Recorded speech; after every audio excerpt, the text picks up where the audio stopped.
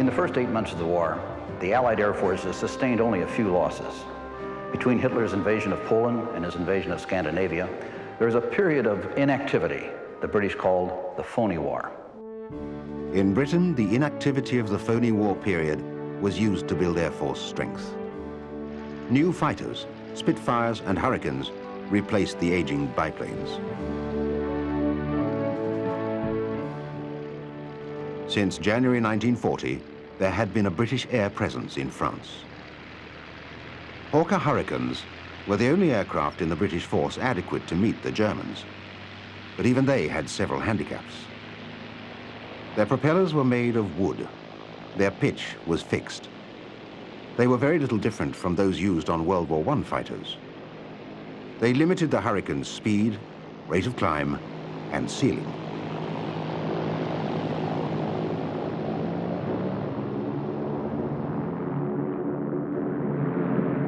The RAF had more than 160 of the handsome Fairey Battles in France, but they were too slow and poorly armed to match the German Messerschmitts. The Bristol Blenheim bombers were faster than the Battle, but still not fast enough to match the Messerschmitts. RAF Bomber Command's contribution to France was the Armstrong-Whitworth-Whitley. In spite of its ugliness, it would become the RAF's workhorse in the first months of the war. But by May 1940, experience had already shown that it would not survive in daylight combat with the Messerschmitts. The Whitley was confined to night attacks.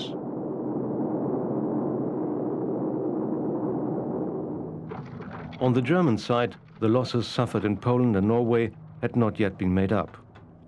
In July 1940, the Luftwaffe had only 841 operational bombers, a drop of more than 150 since March. The war against France was to be fought over limited distances, against an enemy that was already demoralized. It was a situation perfectly suited to the German military.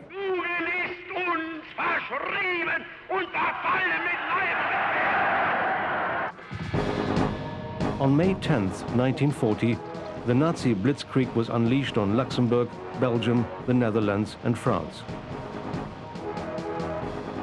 The attack was carried out according to Hitler's own ideas, particularly its use of air power. It was launched in what the world would come to know as Hitler weather, perfect for air warfare.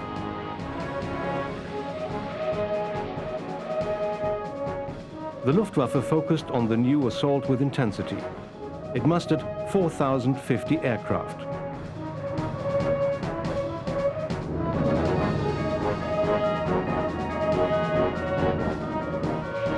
On the ground, the German tank forces were of uneven quality. But in the air, the Luftwaffe was the largest and finest air force ever assembled for a single campaign.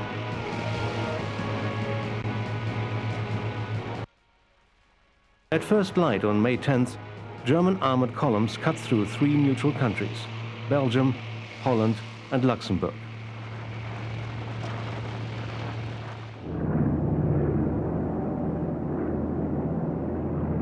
Air attacks hit key fortresses and airfields.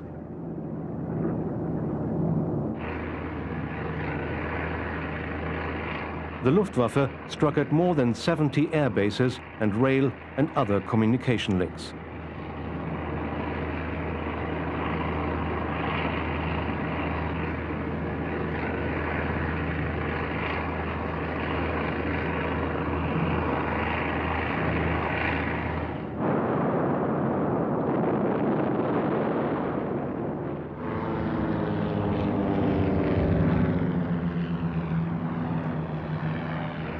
Messerschmitt Bf-110s followed up in strafing attacks, concentrating on fuel supplies and aircraft in the open.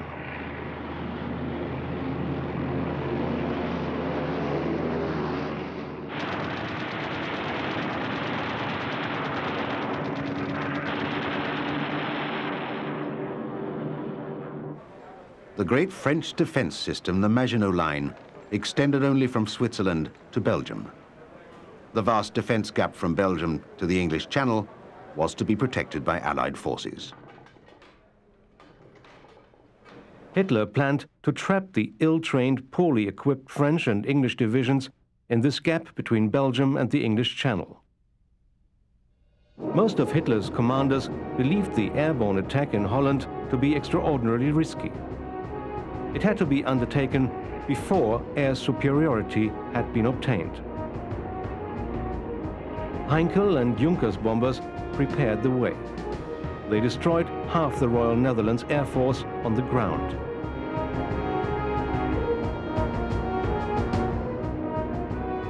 An hour later, the airborne assault began.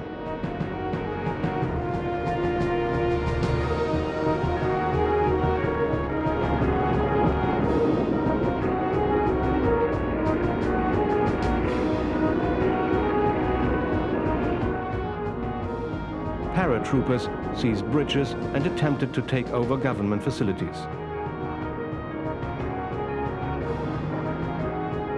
The airborne operations were successful everywhere except at The Hague, where tough Dutch soldiers overcame the Germans in a bloody firefight.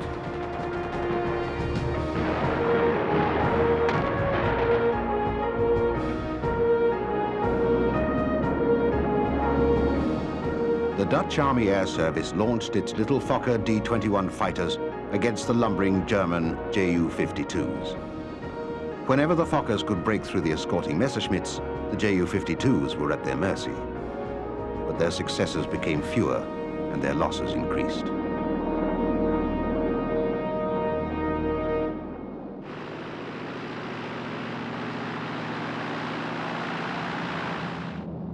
British RAF Bristol Blenheim bombers joined the fighters. They concentrated on attacking the JU52 transports. The British claimed 13 JU52s destroyed, but to achieve that, they lost 10 Blenheims.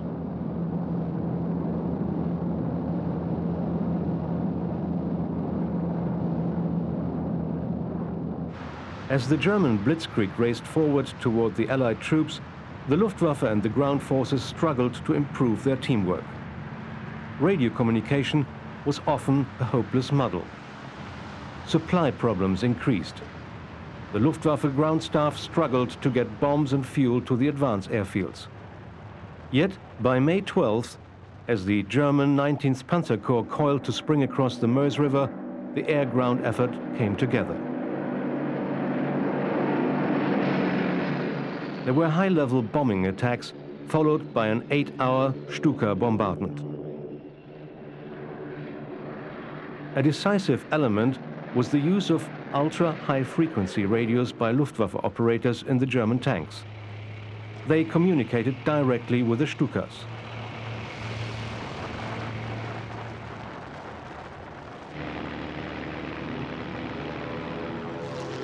The French were bewildered by both the location and the speed of the German attack. They tried to regroup to engage the Germans with artillery fire. Each time, they were subjected to level bombing from Dorniers and Heinkels.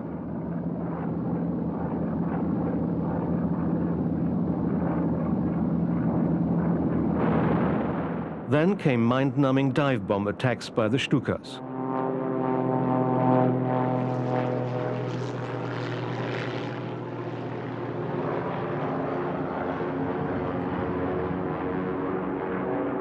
The Stuka's combination of noise and accuracy unnerved the French defenders. Soldiers, unable to withstand the shock waves in their shelters, staggered into the open, impervious to the 250-kilogram bombs the Stukas carried.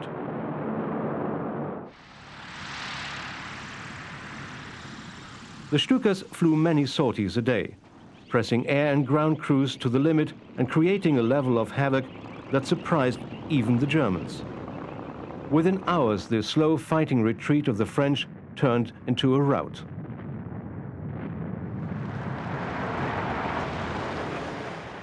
The German bridgehead was expanded, and by May 14th, German tanks were across the Meuse. The German forces were set to pry France open like a knife slipped into the shell of an oyster.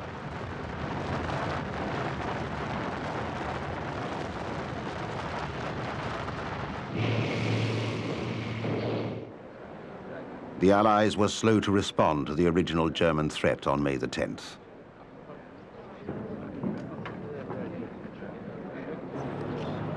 the true cost of Britain's saving money on aircraft procurement became clear.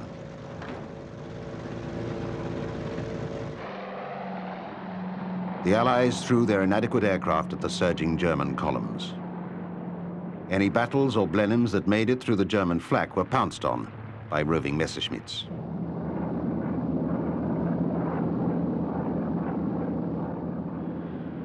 The best French aircraft was slaughtered in the same brutal way as the British.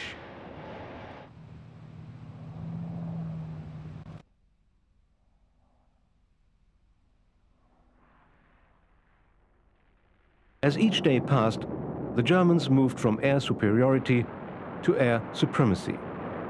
On May 14th, a confusion in orders led to the German terror bombing of the Dutch city of Rotterdam.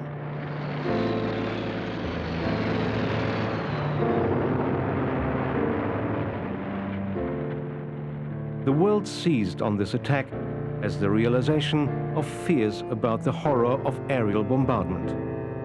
There was talk of 30,000 citizens having been massacred. Later investigation showed that about 980 had died. The Germans had attempted to halt the attack, but failed because of poor communications. The shock of the bombing caused the Dutch to surrender the next day.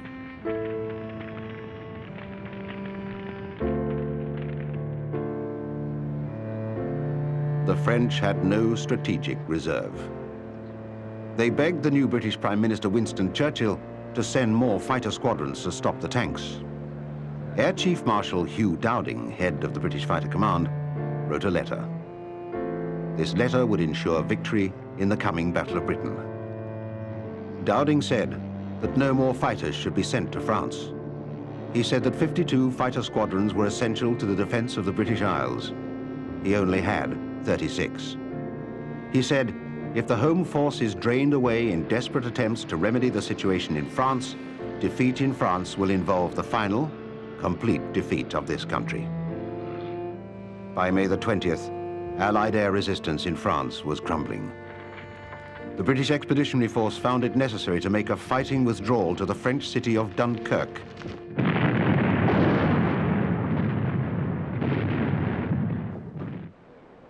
Hitler decided that German armored columns would not try to cut the British off from the sea.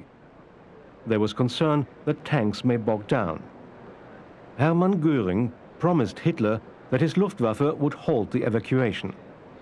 He claimed that German aircraft would finish off the British Expeditionary Force and the French First Army, and they would do it with far greater severity than the German ground forces would have done. But the Luftwaffe was weakened by the relentless pace of the advance through France.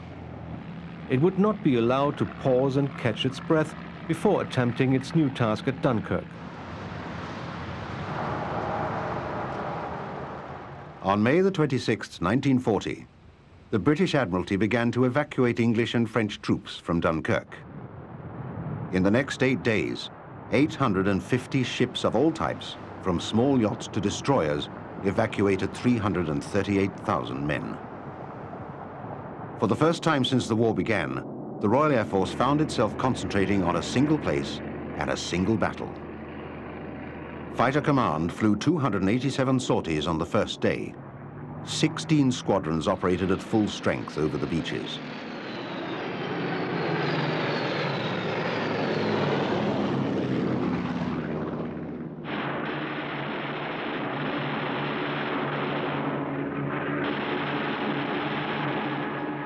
There were long gaps in the coverage that the men crouching in the sands below bitterly resented.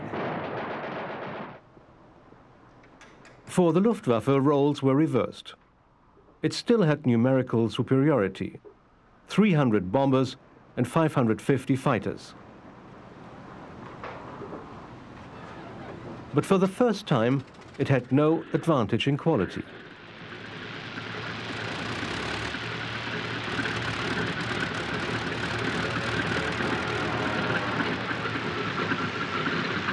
And there had been no time to prepare forward airstrips. The German Messerschmitts were operating from distant airfields and had even less time over target than the RAF fighters operating from England.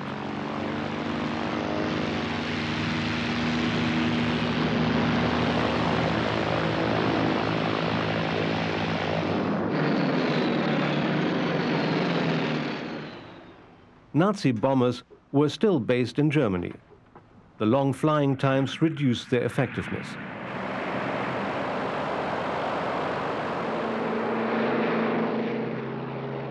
German intelligence had reported that the Messerschmitt Bf 109 was far superior to the Spitfire. In fact, the two planes were very close in performance.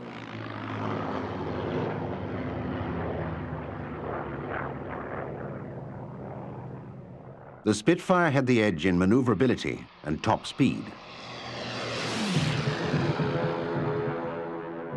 The Messerschmitt was better in climb and dive.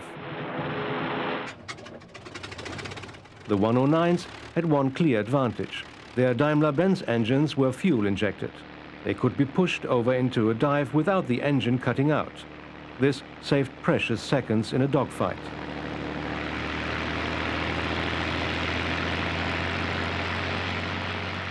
The Rolls-Royce Merlin engines fitted to the Spitfires and Hurricanes had carburetors. When they were pushed into a dive, the engines promptly died.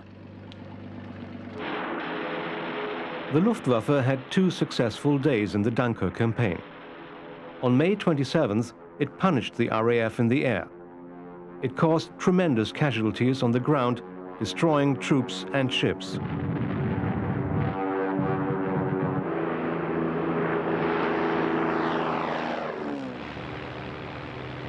But gradually the advantage shifted to the defenders. In the 9 days of the battle, the RAF flew 3,561 sorties. It lost a total of 177 aircraft.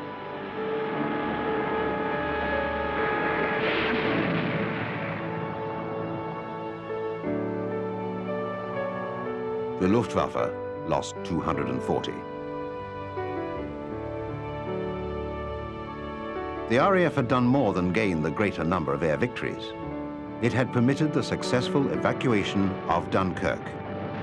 This evacuation would be a major factor in the eventual outcome of the war. The ground war unfolded relentlessly as the Germans drove into France. The air war continued with undiminished fury, both sides extending themselves to their very limits. The French demanded that more and more British fighter squadrons be sent to France. It was almost impossible for Churchill to ignore the request. England could not expect the French to continue the battle if it refused to send fighters. The beaches of Dunkirk were empty. The ports of England were clogged with disheartened survivors. Only one important leader in Germany saw the opportunity of the century. General Erhard Milch recommended to Göring that England should be invaded immediately, with whatever the Luftwaffe and the Navy could throw together. He was certain that the British were so disorganized that even a few divisions would be enough to invade successfully. But Hitler chose instead to crush France completely. He ordered his troops to turn and attack the French positions along the Somme River. The French Armée de l'Air had almost ceased to exist, and by June 1940, the RAF in France was down to 18 serviceable aircraft. France surrendered to Germany on June the 20th, 1940. Informed of the surrender, Air Chief Marshal Dowding said simply, "Thank God, we're now alone." No more Hurricane squadrons would be sent off to France to die. Hitler was now master of Europe. From Norway to Spain, from Belgium to Russia, Nazi Germany was in control. Hitler had received word from England that there was an active fascist movement there, ready to make peace. He was certain that England would accept his reasonable peace terms. He was wrong.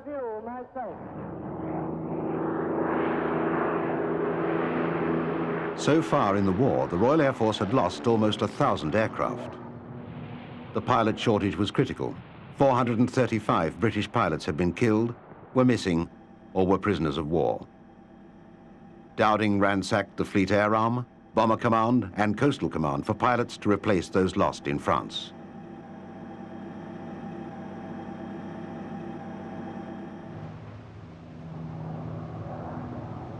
The Luftwaffe was also trying to recover from a 28% loss in strength since the fighting began.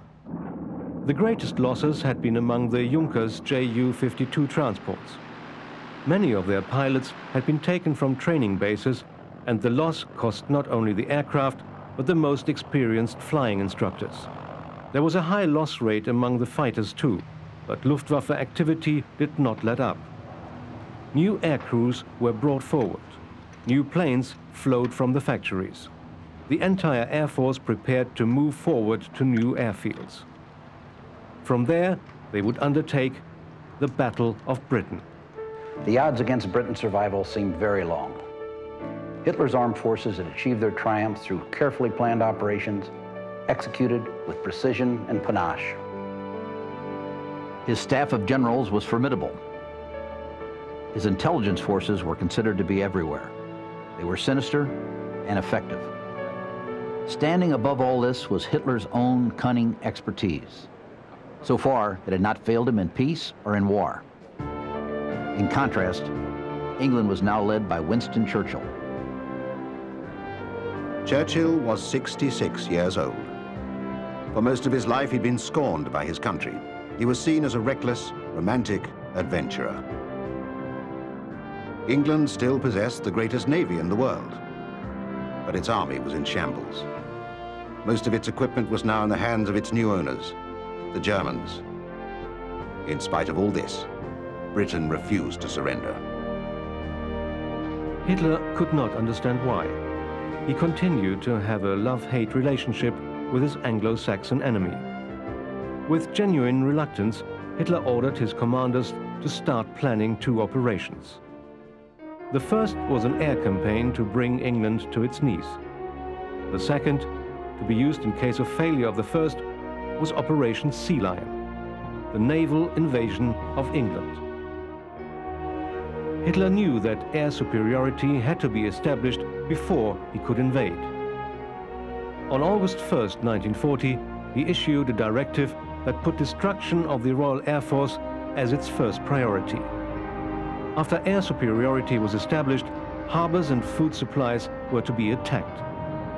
The third priority was to be attacks on merchant ships and warships.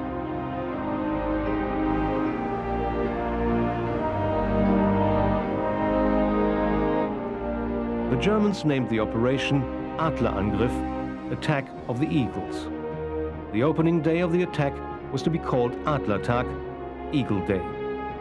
This rotating aerial is part of a new radar system called H2S. Ironically, the German plan happened to be exactly the emergency the British had spent years preparing for. The British had a handful of clever, far-seeing people in a number of key areas: aircraft design, armament, radar, ground observer corps, and training. They were more than ready to reap the benefit of a German plan custom-made to be beaten by the British preparations. The land, and the brightest bit of all at the bottom is the town. What no one on the German side perceived was that the air war was going to be won by fighters and not by bombers. Air Chief Marshal Hugh Dowding's nickname was Stuffy. He was not greatly loved by his superiors. When the war broke out, he was close to retirement. Dowding divided the country into 4 defensive zones. The principal barrier to German attack was number 11 Group, directly across the channel from the Luftwaffe's fields in France. It was commanded by Air Vice Marshal Keith Park. In a larger area to the north, Park's arch rival, Air Vice Marshal Trafford Leigh-Mallory, commanded number 12 Group. The primary task of Leigh-Mallory's 14 squadrons was to defend the Midlands area. The secondary task was to provide reinforcement to 11 Group when required. Well north of Manchester was number 13 Group. The last group to be created was number 10, commanded by Air Vice Marshal Sir Christopher Brand. Its 8 squadrons were located southwest of number 11. Dowding's headquarters were located at Bentley Priory. The Luftwaffe would have no equivalent to this RAF central nervous system for years. Signals were passed from radar stations in the observer corps to the filter room and the operations room. Dowding himself often presided, making the crucial decisions on how many aircraft were to be launched against enemy attacks. Number 11 Group was so close to the enemy that its squadrons did not have time to climb to altitude and assemble in large formations. Group 12 was 150 miles further away. This added distance gave it the necessary time to reach combat height.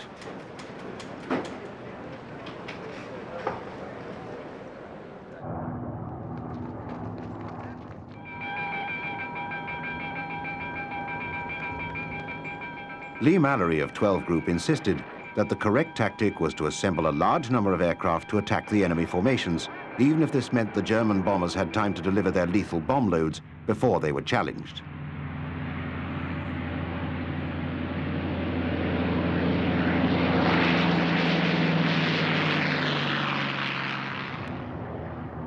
Dowding and Park objected. They wanted to prevent the bombers reaching their targets whenever possible. This argument about tactics really masked a disagreement among strong personalities and the desire for the glory of combat.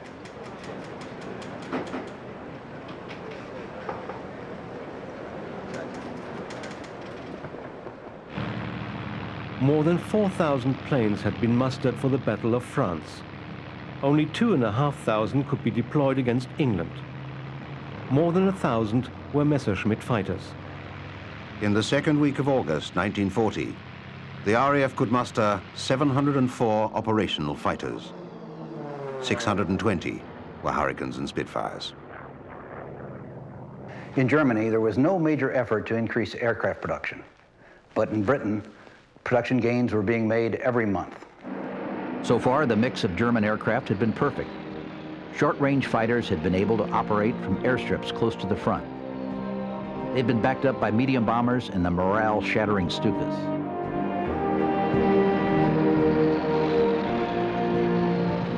But the English Channel, from 30 to 120 miles wide, made this mix inadequate. The Luftwaffe now had to spread its efforts over a number of targets. The response of its enemy, the RAF, was very focused. The instrument which enabled the RAF to respond in this way was radar.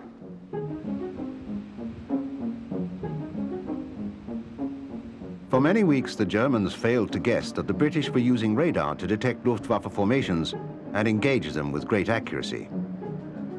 By using radar, the fighter command system could assign exactly the number of fighters seen as suitable to meet each incoming raid.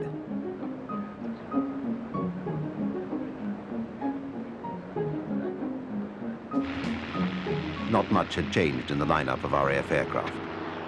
But most of the Hurricanes and Spitfires had been fitted with de Havilland constant speed propellers. Their performance was vastly improved. The fighter squadrons were operating from their home bases, fighting for their native soil.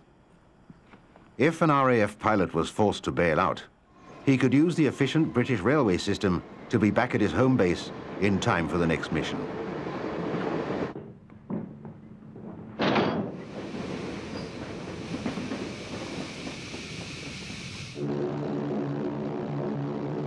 The Luftwaffe's most important aircraft, the Bf-109E, had a maximum range of 410 miles. Under combat conditions, with fuel expended in weaving coverage over the bombers, the 109E could reach just inside the English shoreline. In raw terms, this meant 30 minutes over, 20 minutes in combat, and 30 minutes back.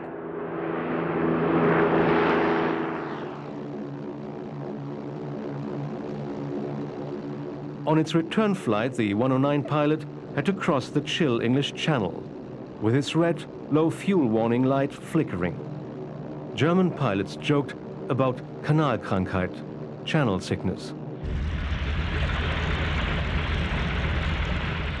The twin-engine Bf-110 proved to be a total failure as a long-range fighter. Not only could they not escort bombers and survive, but they themselves had to be escorted by 109s.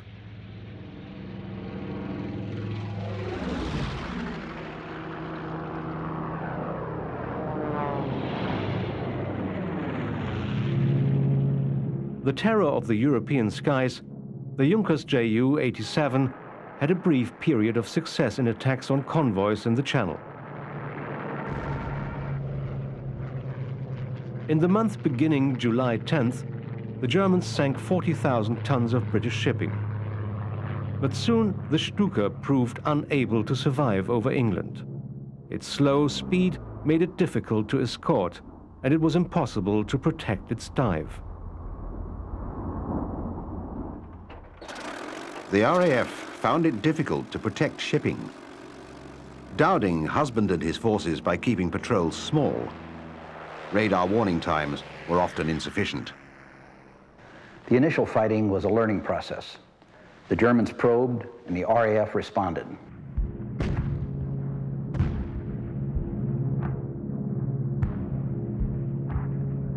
Losses were moderate on both sides, but both sides exaggerated claims of victory.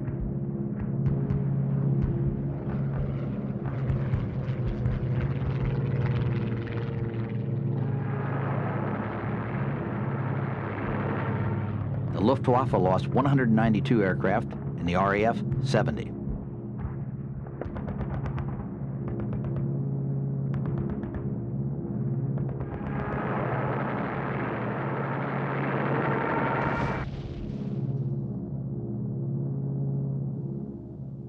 At the end of the first phase of the battle, about the end of the first week in August, both sides had reason to be satisfied with their effort.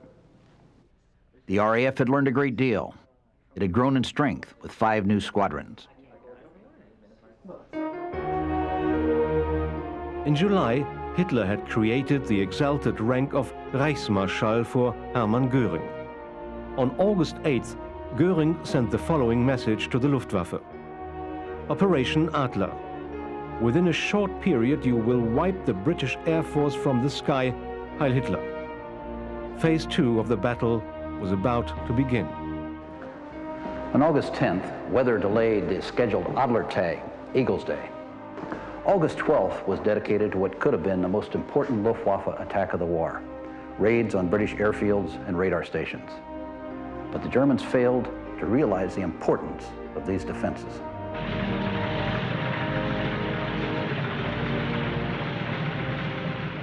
A special German fighter bomber test unit, Erprobungsgruppe 210, was given the job of attacking the radar stations. Airpro 210 had 2 squadrons of Bf 110s and 1 of Bf 109s.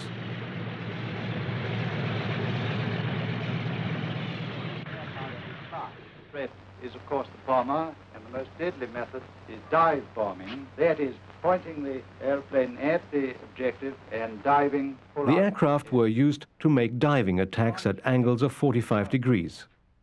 At airspeeds from 300 to 400 miles an hour, they were very elusive targets. On August 12th, they attacked 4 of the British chain-home radar stations at Dover, Dunkirk, Pevensey and Rye. 3 of the 4 were badly damaged.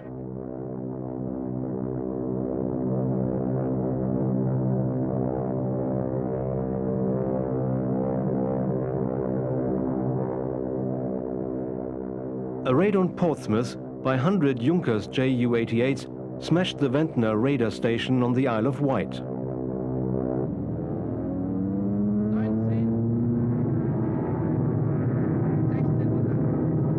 At this moment, the British radar system was vulnerable.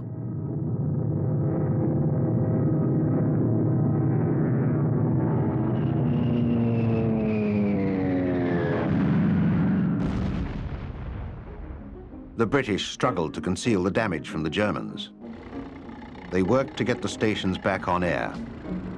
They supplemented them with mobile units and reports from the Observer Corps.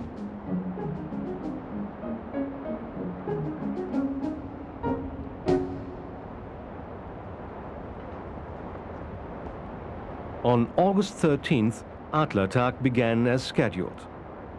In spite of bad weather, the Luftwaffe managed almost 1,500 sorties.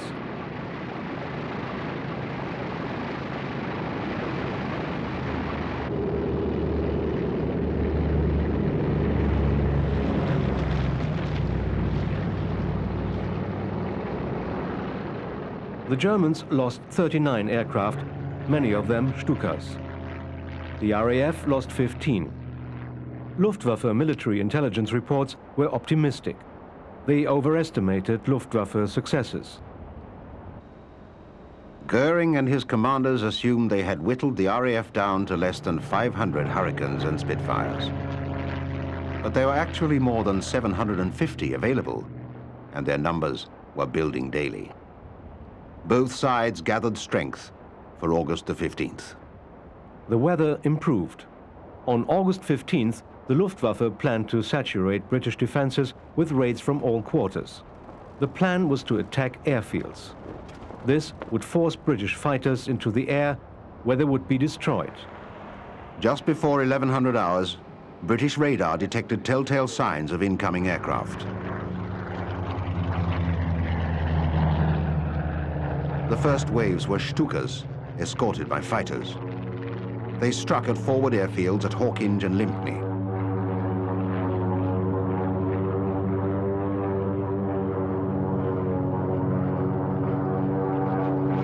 Then, just before noon, attention switched to the north. The Germans assumed that defenses there had been weakened to strengthen the south. They were wrong. The German bombers and fighters flying in from Norway were attacked by Spitfires and Hurricanes. The British fighters shot down 8 German bombers and 7 fighters with no losses of their own. 100 miles to the south, a force of 50 JU-88s ran into the Spitfires of 616 Squadron. They lost 6 aircraft, but pressed on to bomb the airfield at Driffield in Yorkshire. It was now clear to the Germans that bombers could not operate in daylight over England without fighter escort. And Bf-109s did not have the range to operate from Norway or Denmark. Luftwaffe raids continued through the day. The British claimed to have shot down 180 German aircraft. The actual number was 75, still enough to shake Luftwaffe morale. But the British losses were heavy too. 34 aircraft had been downed and 17 pilots killed. With its superior numbers, the Luftwaffe was in a position to wear the RAF down by attrition. But Goering's ego demanded that the RAF be torn from the skies in a few days, with only a few German losses. In his anger, he attributed the Luftwaffe's casualties not to the British fighters or radar, but to a lack of fighting spirit in his pilots. In fact, Goering should have been proud of his men. In one day, they had flown 1,786 sorties, and they had pressed their attacks resolutely. But it was not the last time Goering would accuse them of lack of will to win.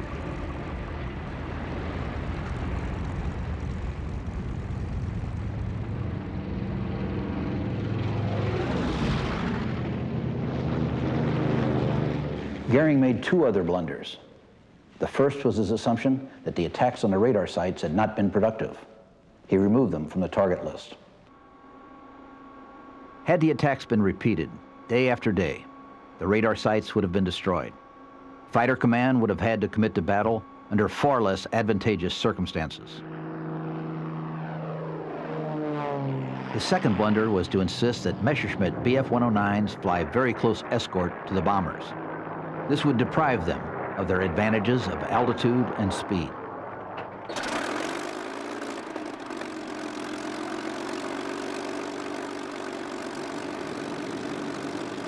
The second phase of the Battle of Britain turned into a weary struggle.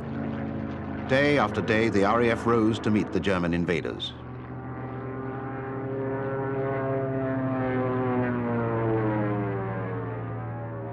Germany's intelligence assumed that if German losses were high, British losses would be higher.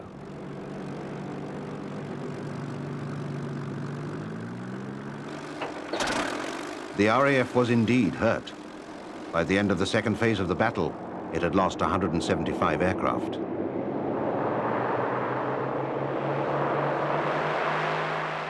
Pilot reserves were dwindling. New pilots did not become effective until after 4 or 5 missions.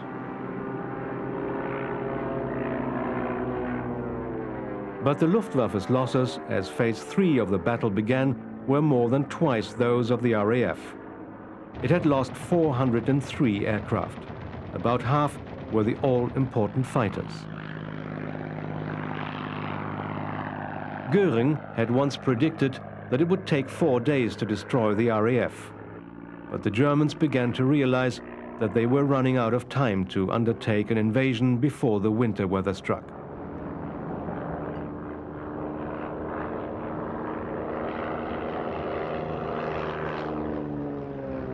Göring now made his best decision so far. To accelerate the process of destroying the British fighter command, he ordered heavy attacks on the airfields in the south and the southeast of England.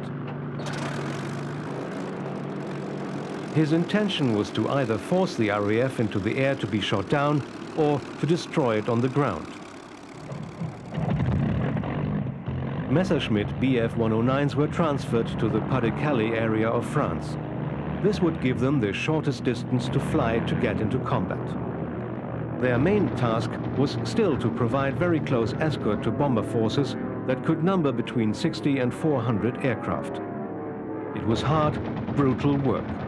It was more like street fighting in an embattled city than the clean combat in the blue that writers like to romance about. The third phase lasted only 2 weeks. During this time, the RAF lost 291 planes destroyed and another 171 damaged. In the same period, only 269 new and repaired Spitfires and Hurricanes found their way into the British squadrons. The RAF was losing pilots at the rate of 120 a week. All squadrons were tired. In the third phase, the Luftwaffe lost 361 aircraft. By September the 6th, there were signs that it was shifting its emphasis. Dowding warned that heavier attacks should be expected on the factories that built Britain's fighter aircraft. The RAF was worn thin, but never reached a point at which it had no aircraft or pilots in reserve. Still, the RAF was trending towards defeat. On August the 31st, it had its greatest daily loss. 39 fighters were lost in combat. 14 of the pilots were killed. If the Germans had continued at the same intensity for 3 more weeks, they would have established air superiority. But the Germans were hurt badly as well. Goering's biting criticism of his pilots undermined morale. Unknown to anyone, the course of the battle was decided inadvertently on the night of August 24th.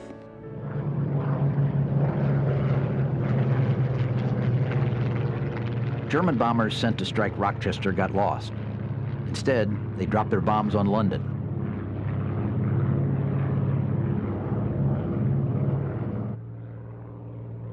Winston Churchill had Bomber Command on 12-hour notice to retaliate if bombs hit London.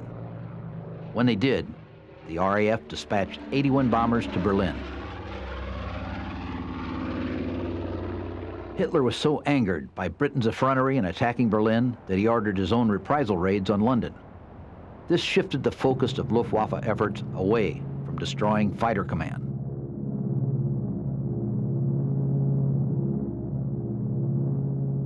On September 7th, almost 1,000 aircraft approached London. Their bombs killed 300 people. That night, another 300 Luftwaffe aircraft came back to attack the burning city again. Aircraft losses on both sides were heavy. German losses forced the Luftwaffe to shift to night attacks. It was the beginning of what Londoners came to call the Blitz.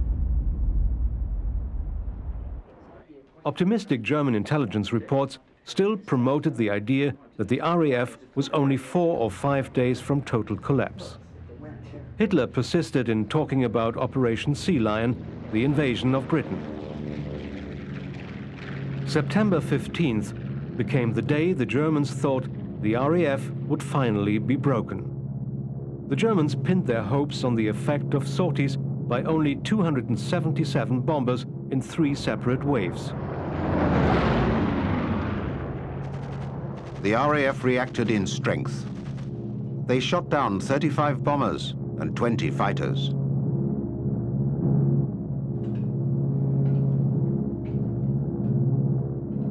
The results were so disappointing that Hitler postponed Operation Sea Lion indefinitely.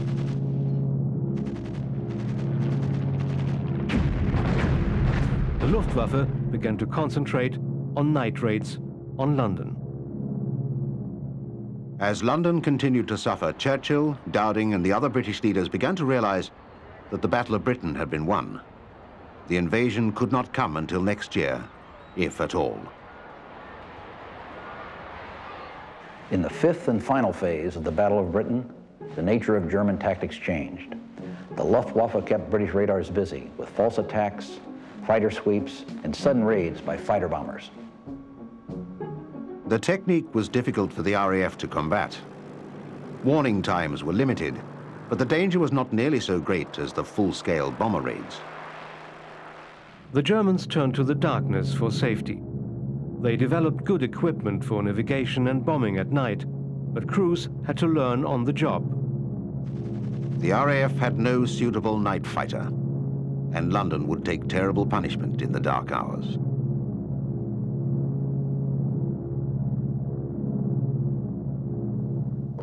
But England's strength grew from day to day. The island that Hitler had once seen as ripe for plucking could no longer be invaded.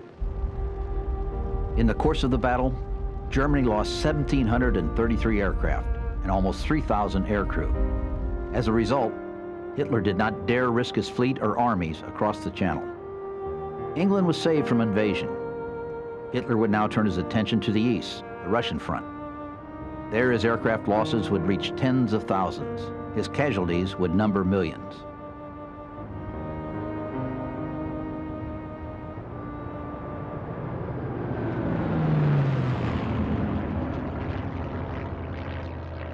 Great Britain won the admiration of the world. Pilots from 14 nations had flown in the RAF against the Luftwaffe.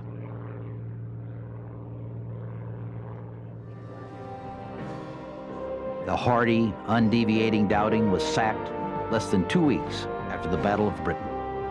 6 months later, he was made Lord Dowding of Bentley Priory. But that was scarcely enough recognition for the brilliant leader of the Air Force that Winston Churchill referred to as the few.